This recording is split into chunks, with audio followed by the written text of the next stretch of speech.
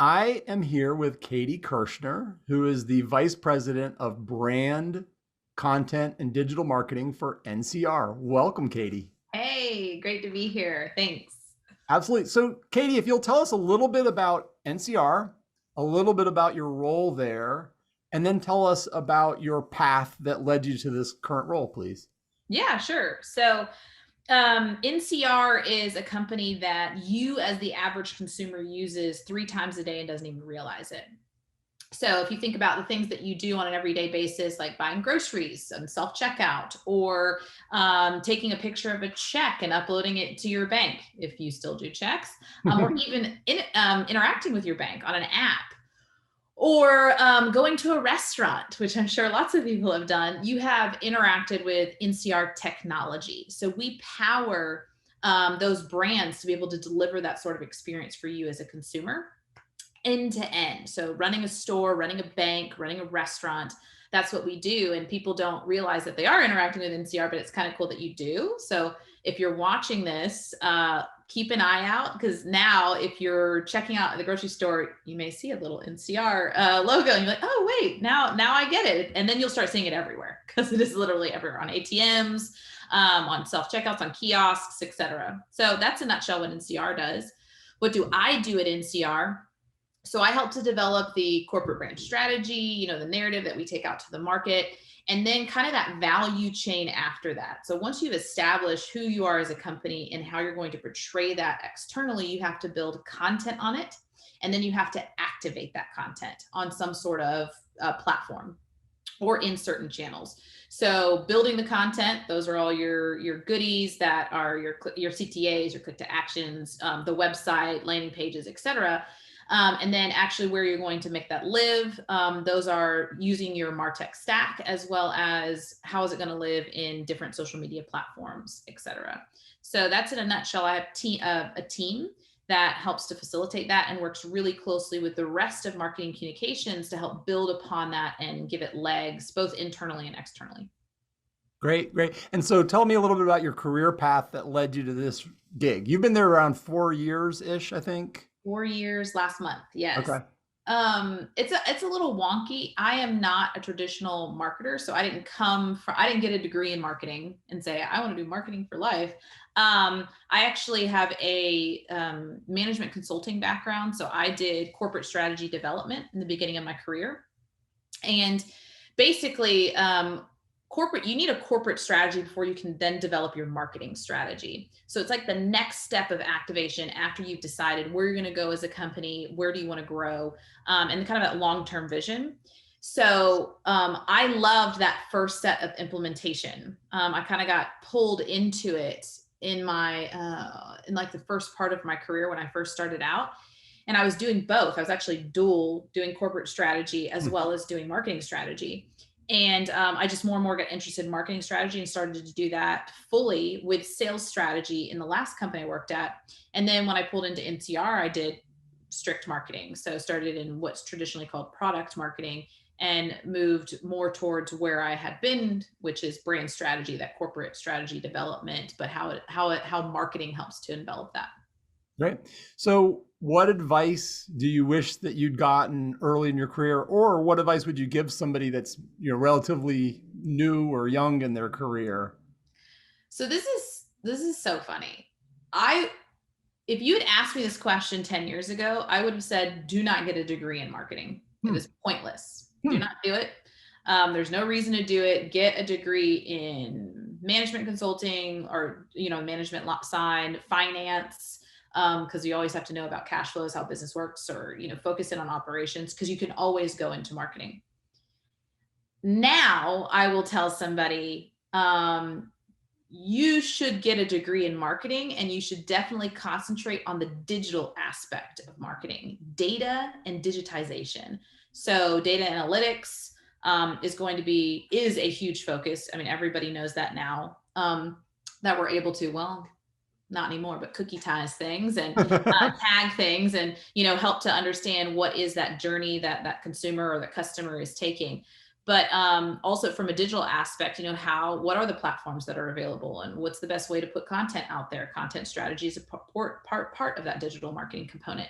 So I'd say, yes, fully concentrate and get a degree in that, and find a program that's, I don't say get a degree, learn about, you can get a certification, you can learn about it, but find something that concentrates on the digital aspect and how to grow that and understand that. And I would also say you don't have to get a degree in order to learn any of that stuff. Right. Google has created something that's amazing. Donald Miller with Business Made Simple and Marketing Made Simple has created something that's amazing.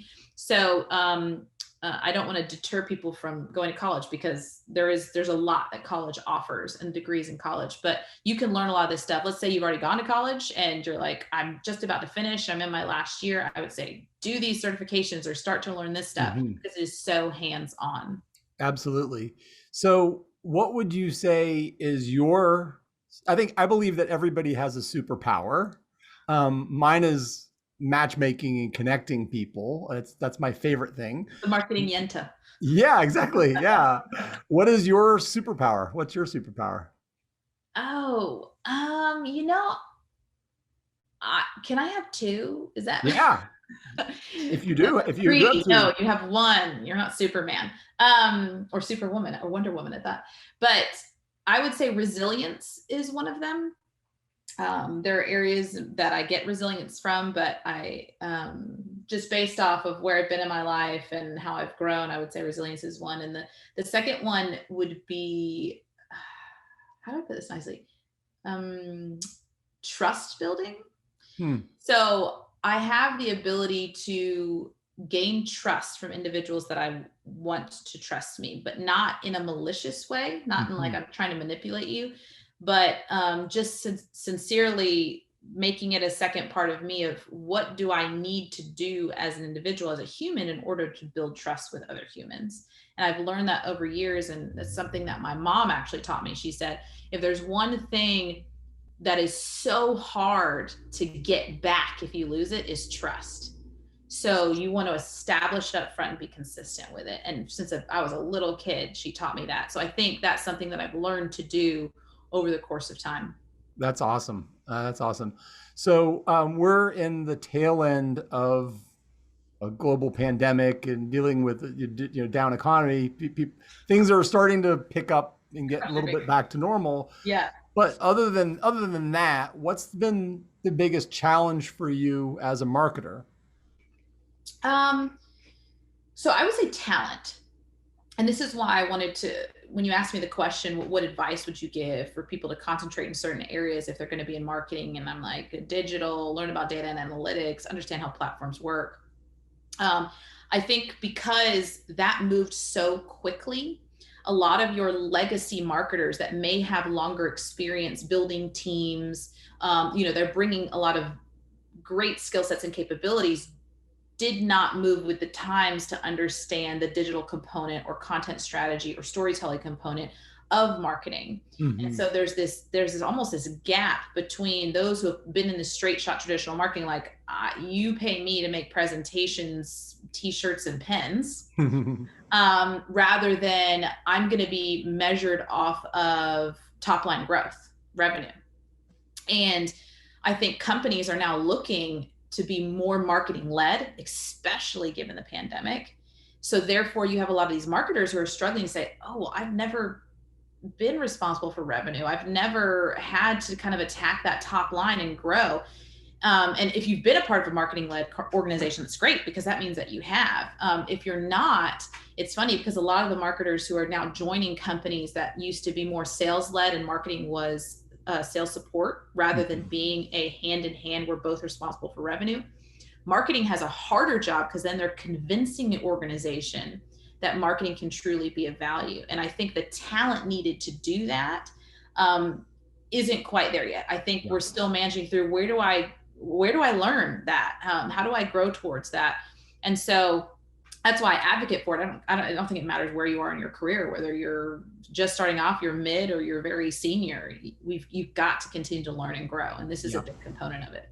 That's huge. So where do you find inspiration just for your work? Where do you find inspiration?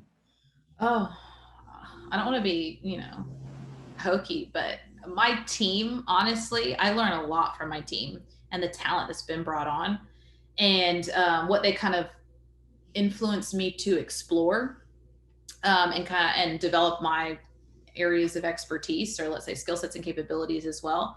I'll say another component is podcast. I like to search new Yep. podcasts, and I'll search certain terms and get hooked on one. I love recommendations. I'm a big Audible fan because I walk a lot. So I like to listen to books or podcasts when I'm walking. So I look for a lot of inspiration there. What are some And of your I have favorite podcasts? Sorry to interrupt you, but what are some of your Oh, favorite? Business Made Simple right now Yeah. is hand down one of my favorites. I mean, it's Story Brand Legacy. He just changed the name of it in January. Love that podcast. Love the storytelling component of it. Another podcast that I really like is Content Marketing, which is by Joe Paluzzi and David Rose, who are the content marketer like gurus. They're the legacy there. Theirs is quite funny. And I would say another one that I like that I learned from, but it's a very entertaining is, oh my gosh, how am I not going to know the name of it? It's the one with Jason Bateman and Oh, huh. Paul. Anyway, what they do is they interview, you never know who they're interviewing next, but they're interviewing celebrities. And of course they take a comedy twist on it. And it's just great. Those are like the three that are great for me. And I actually get new podcasts off of those podcasts because someone will come on that has their own podcast. Like, who did he have on? He had the guy on from Ian.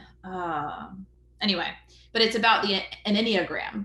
And so I learn more and more about, being a 1, 2, 3, whatever. And it helps you to build your teams and also understand relationships in general, not just in teams. So I've learned different podcasts off of podcasts I currently listen to. That's great. I want to talk about leadership a little bit. What are the most important values that you like to demonstrate as a leader, or what kind of values do you look for in your team also? Ooh, this is a good question. So I would say passion and conviction. So I think passion is really important. You should be passionate about what you do on a daily basis. I don't want to say you should. I would hope that you are passionate about what you do on a daily basis, passionate about your job, where you are in life, etc. But passion without experience is just that. It's just passion, right? It's like, oh, I love this thing. Like I love golf, or I love whatever it is, and I have a passion for doing it. Doesn't mean you're going to be great at it. But if you add conviction to it, conviction is it's a belief that's so strong it governs your decision in such a way that you're like willing to die for it, right? And so if you as a leader add passion and conviction together, you inspire people to change behavior, and changing behavior changes lives, which at the end you hope that you're doing as you're developing someone towards a certain goal, to develop or grow into the individual that they want to be. Not that there's ever an end point, right? But I think passion and conviction are the top two things I look for in leadership position, but also you look for that conviction and passion, even when you see someone who's starting their career, like an intern, you're like, if you have those two things, I will say you're going to be a very successful individual. Because you're somebody that I know is passionate about what they're going to do, and you're willing to learn. So you have the conviction, to want to do anything in order to get to that point, which is part of it is learning, hopefully not in a bad way. It's not in a bad way, but it's in a good way. How do you detect that then? If you're talking to candidates for a job with your team, for example, how do you detect that they're passionate and that they have the conviction that you're looking for? I usually ask about if it's my current team, I'd ask about their work right now. But if it's somebody that I'm trying to hire on, you ask about past projects. Like, hey, what did you love about that project? And when you achieved that goal, how did that make you feel? What did you feel when you achieved that goal?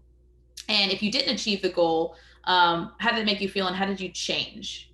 How did you change direction?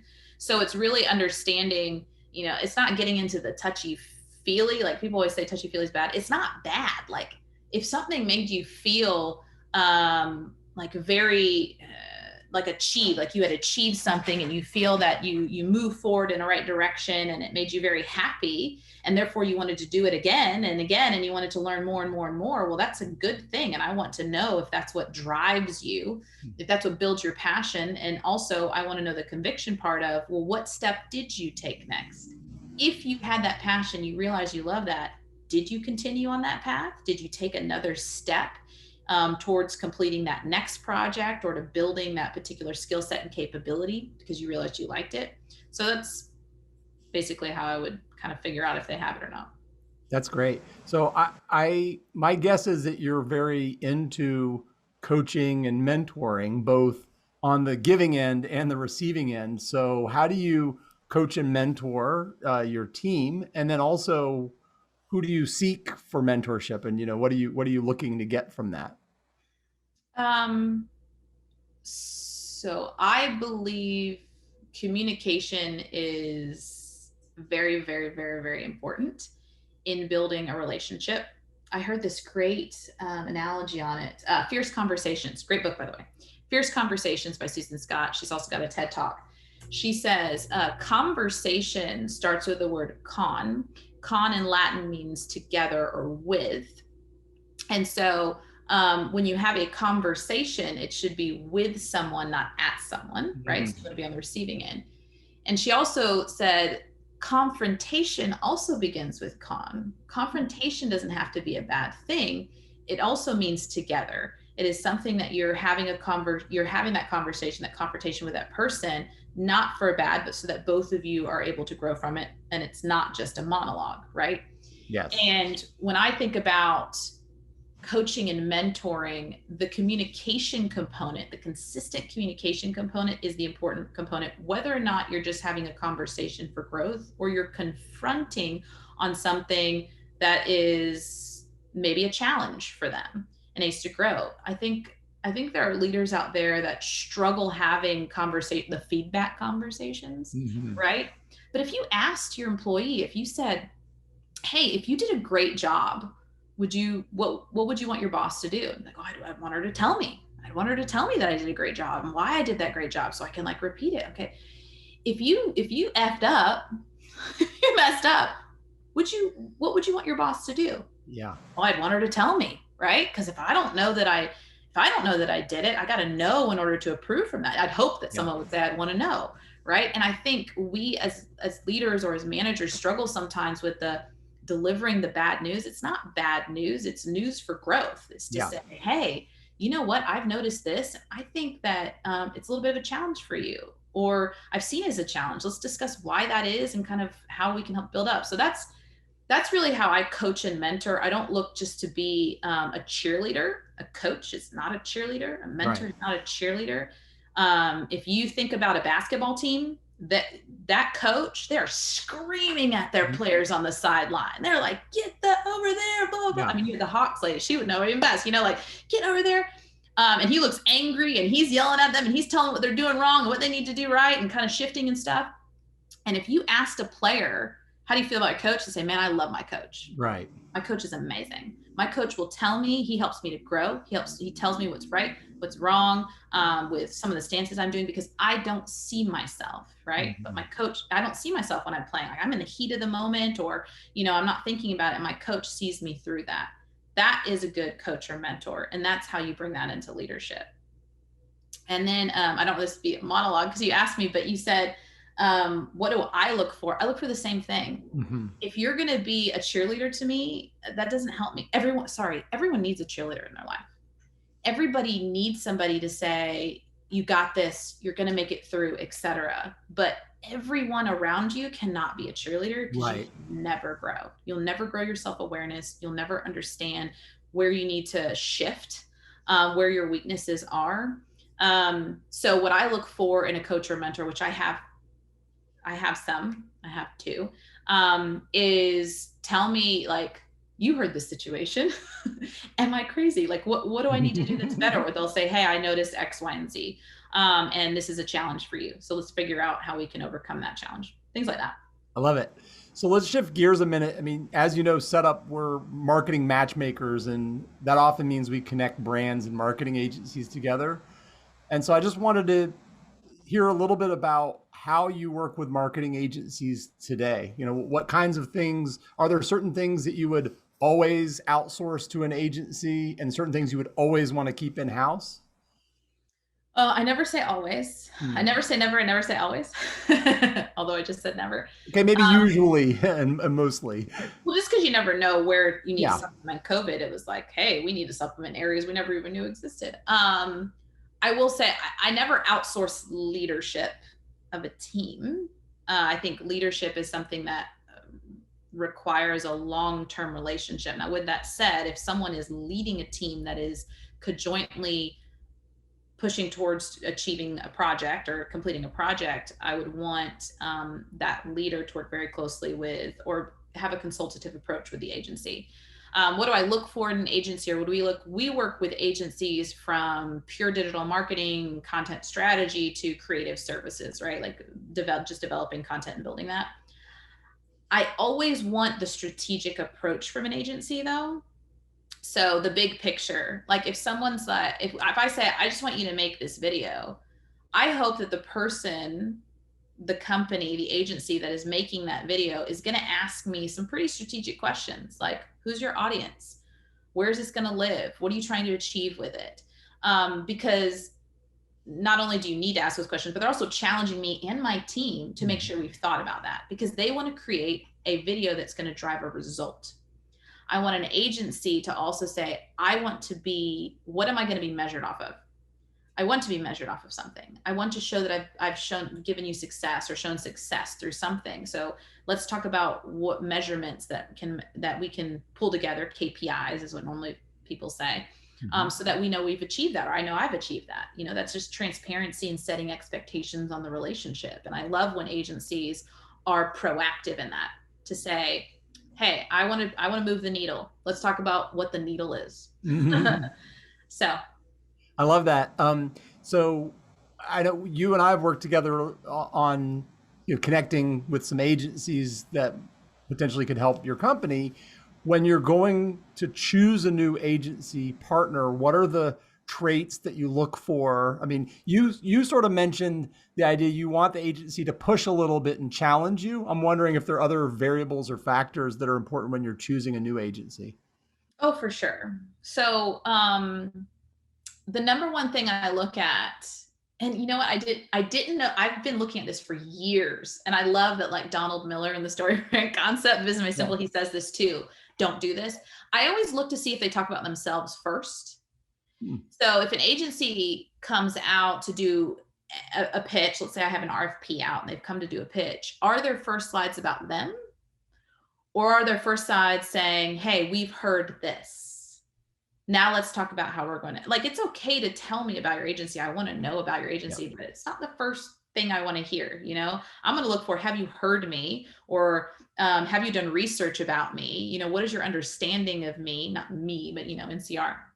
And then where you think our partnership will grow or help us to drive whatever we're trying to drive, whatever that project is.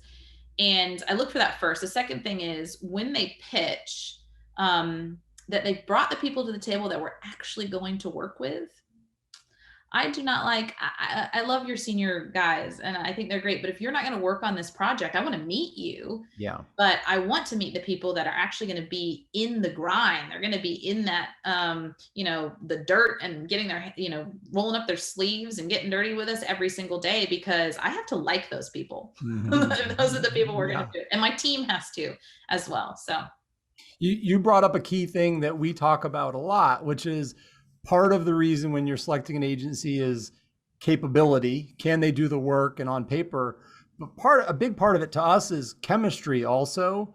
And you mentioned just now that you have to like the people that you're going to work with. So talk about capability versus chemistry in an agency. When you're working with an agency, how important is the chemistry piece?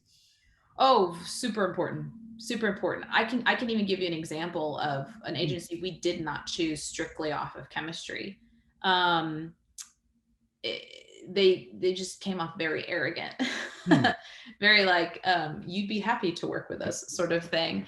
And I was thinking, yeah, I don't want to work with somebody who's not not down to earth, not realizing, hey, listen, I am going to get something out of this relationship. And I want to, and I'm partnering with you in an agency because you're good at what you do. And you've shown me to an extent beyond not just executing on the project that you can do what I'm asking somebody to do.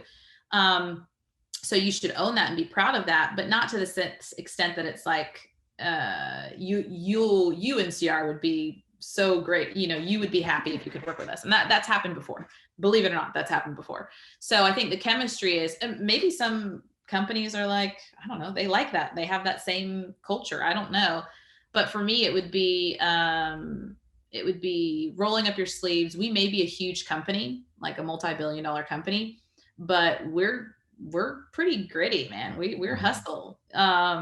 We don't have this massive budget that we can just throw to the wind, right? We have to be, and I would hope even if you were a company that did, that you would still make wise decisions and you would put your budget to the right places. So I think chemistry is important because I think chemistry is important.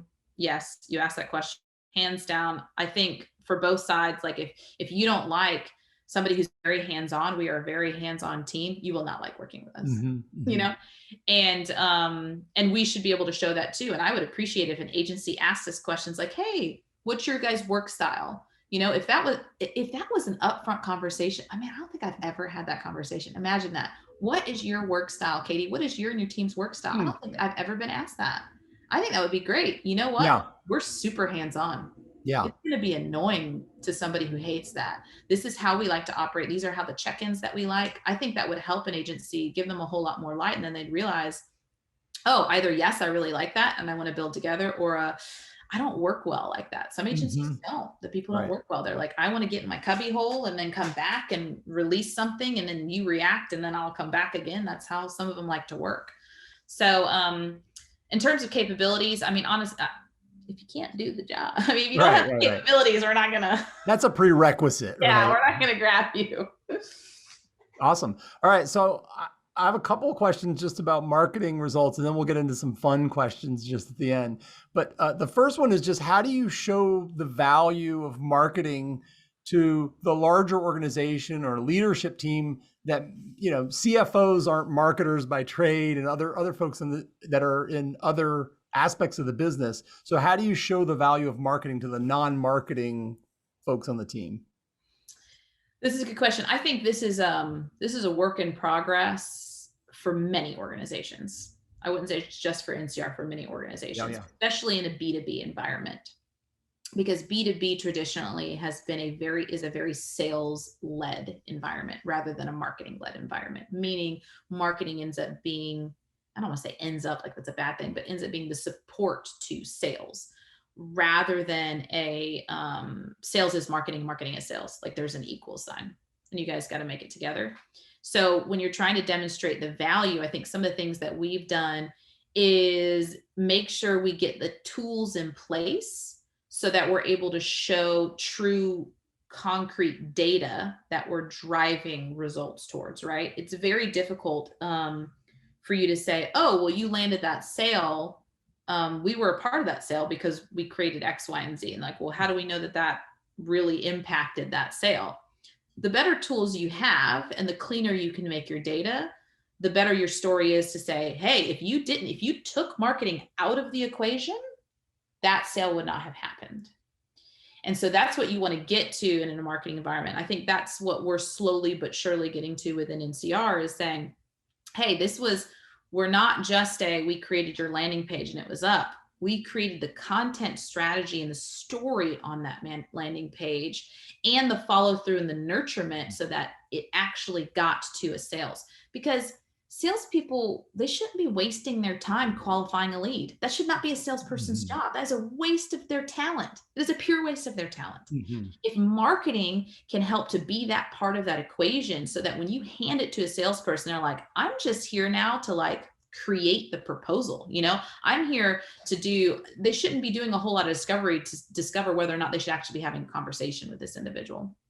And so the way that you can position marketing is have a good attribution model. So we've started to build ours. I think we have a great marketing ops team that we work closely with that has helped to build that, to show that value.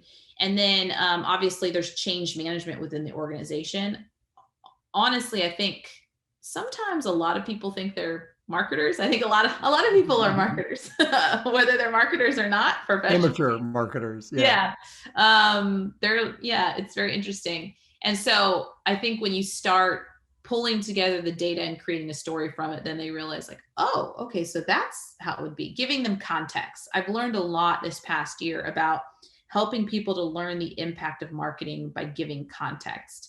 I Mhm. think we get thrown into our jargon world where all of us understand everything we're talking about. Like, oh, that totally makes sense. A content strategy has 19 different definitions, depending on who's saying it.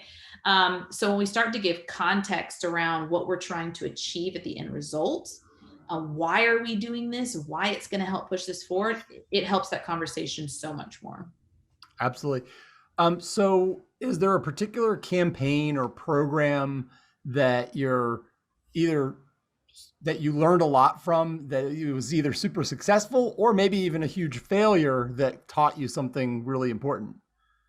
Um, I will say it's a twofold. So the one that we're running currently, Simple Made Possible, is our new brand campaign. New, it's been going on for about a year, but I think what we learned in how to shift a narrative within that campaign, maintain the campaign, but shifting narrative during what happened with COVID with all of Mm. our customers, and then understanding the path of what it takes to get back to the original top line of that narrative, the story. That was a great learning experience, but it was also just I'm super proud of what the team had accomplished during that time, very short amount of time. Part of the campaign was really driving content marketing. We were, typical B2B company, very, very heavy in bottom of funnel material. It was all about us. It was about our product. It was Mhm. how Yeah. shiny the product is, et cetera. We had nothing that really Mm. drove them to that made convinced them that they even wanted to have a conversation with us about the product. We didn't even have middle of funnel. Forget Yeah. top funnel. We had no middle funnel. We had no top of funnel at all. So that initiative last year was people weren't really buying. And if they were extremely cautious about it, right? Because they didn't know what was going to happen next month or next week or the next day, right?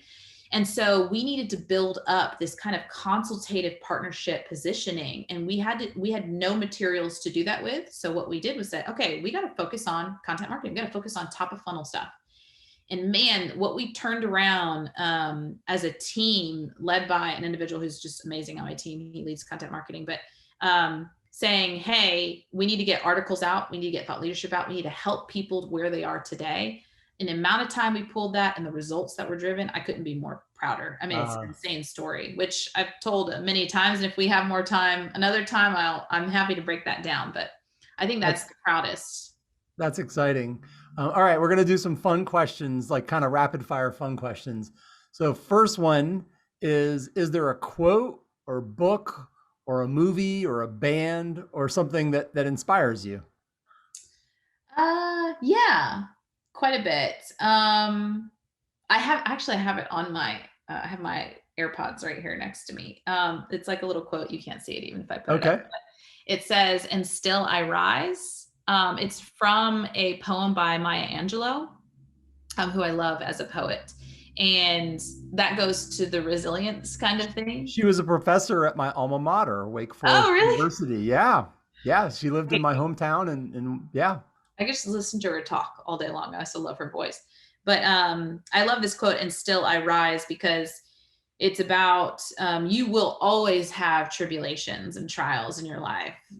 If you have a perfect life, you fooling yourself. And if you Mhm. have a perfect life, you're not growing, Mhm. by the way, because I think we grow so much out of trials and tribulations. And so this quote that I have, "And still I rise," is even though something feels so horrible right now, or what I'm going through is not something that's particularly nice, um, there's a reason for it. There's something I'm learning out of it, and I will rise out of it. Mm. And having the will and the power to believe that you can rise out of it is important. So, I think marketers are an optimistic bunch, and that's maybe the ultimate optimistic quote to say, despite all the challenges, we're going to rise and be better, right? yeah, yeah, absolutely. Okay, is there a brand that you've never worked on that you really admire, and why do you admire it? Oh, I have two, but I'll go with one. It's a new brand. It's called For, FOR, and it was started by a gentleman named Jeff Henderson, who used to be a leader at Chick-fil-A. He was also a leader in North Point Ministries, which is a big ministries here in the South, but also around the world. And he went and started this company called For. And this brand is just, it is so consistent in its purpose and everything that it does to fulfill that purpose to the market. And it's a nonprofit, so it's also about building up communities, etc.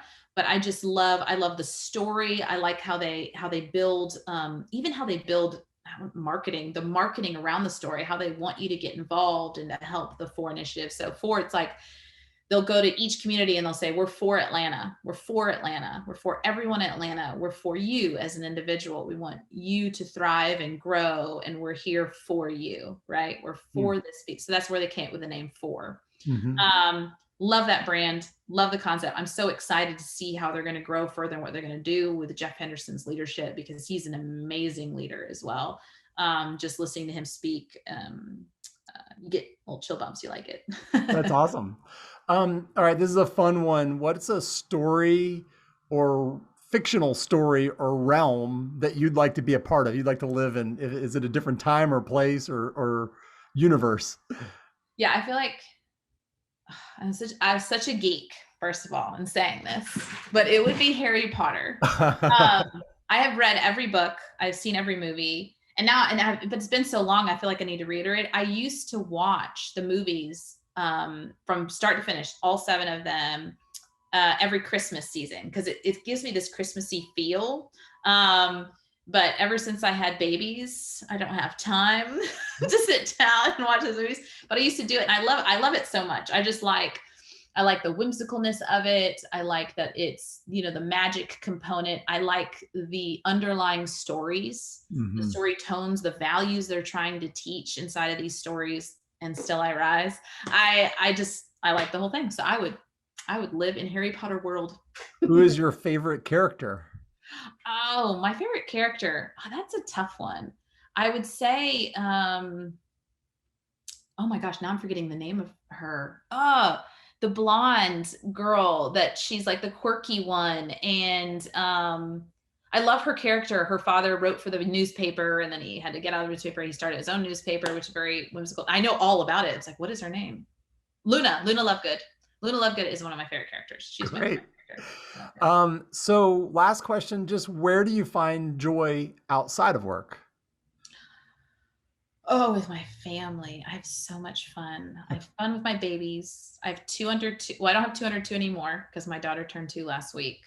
So I have 203, but they are a dream. My husband is an amazing individual and man. I think my family loves him more than they love me because he's so great. And my family, like my sisters, I have 11 brothers and sisters. I just get so much joy out of hanging with them. We crack up. We have very interesting humor. So I get a lot of joy out of that. That's amazing. Well, Katie Kirschner, this has been an amazing conversation. Thank you so much for the time. Oh, thank you. I appreciate it. I hope somebody got something out of it. Golden nuggets. That's why I do these things, to help spread. And if anybody wants to hear more, reach out to me. I'm on LinkedIn. I'm actually on all social media platforms, but LinkedIn's probably the easiest, or Twitter.